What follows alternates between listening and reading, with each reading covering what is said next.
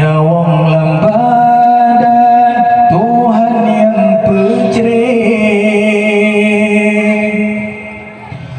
papen dua on kafan dua kran yang kehancur ka tasok ke baje tinggai di